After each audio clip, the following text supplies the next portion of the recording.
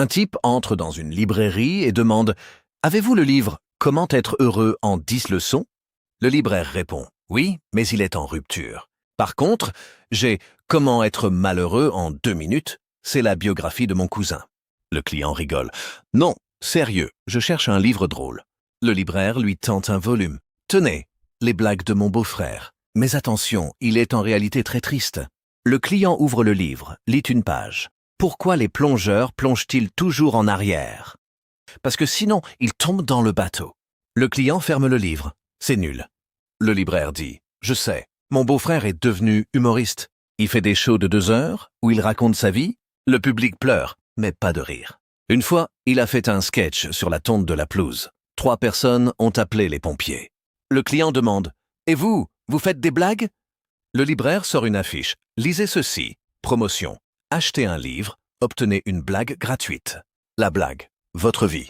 Le client achète quand même un roman policier et en sortant, il entend le libraire crier « Et la deuxième blague, c'est que le roman est en fait un manuel de montage de meubles Ikea. » Le client revient furieux, mais le libraire avait déjà fermé la boutique. Il avait oublié la clé à l'intérieur. Un gars va au supermarché pour acheter du fromage. Il demande au fromager « Est-ce que votre camembert est coulant ?»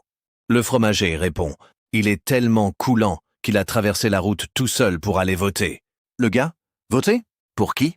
Le fromager « Pour le parti des lactoses intolérants, bien sûr. » Le gars prend une brique de camembert. Le fromager ajoute « Attention, celui-ci est un peu spécial. Il a des trous, mais ce ne sont pas des trous, ce sont des fenêtres. » Parce que le fromage a décidé de faire de l'immobilier. Le gars regarde le fromage. Il y a effectivement des petits trous. On dirait des appartements. Le fromager.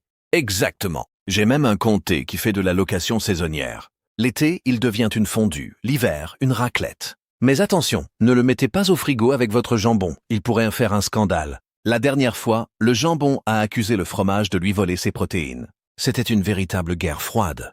Le gars paie et sort. En rentrant chez lui, il ouvre le camembert. À l'intérieur, un petit mot. Je me suis échappé. Désolé. Signé, le fromage. Le gars pleure. Ce jour-là, il a compris que l'humour, c'est comme le fromage. Ça sent mauvais, mais on y revient toujours. Un professeur demande à ses élèves « Qui peut me donner un exemple de paradoxe ?» Un élève lève la main. « Moi, monsieur. Mon père dit toujours « Je vais arrêter de fumer demain. » Il le dit depuis 20 ans. Le professeur sourit. C'est un bon exemple. Un autre élève dit « Ma grand-mère dit qu'elle n'a pas besoin de lunettes, mais elle met ses chaussures dans le frigo. » Le professeur « Intéressant, mais ce n'est pas un paradoxe, c'est de l'humour involontaire. » Un troisième élève « Moi, monsieur, je connais un paradoxe mathématique. Plus je mange, plus j'ai faim. Sauf si c'est des épinards. Là, j'ai moins faim, mais j'ai envie de dormir. » Le professeur « Non, c'est de la biologie. » Un quatrième élève, très sérieux, dit « Monsieur, le plus grand paradoxe, c'est que vous nous demandez des paradoxes. Mais vous-même, vous êtes un paradoxe ambulant. Vous enseignez la philosophie, mais vous portez des chaussettes sandales. » Toute la classe éclate de rire. Le professeur vexé dit « Très drôle.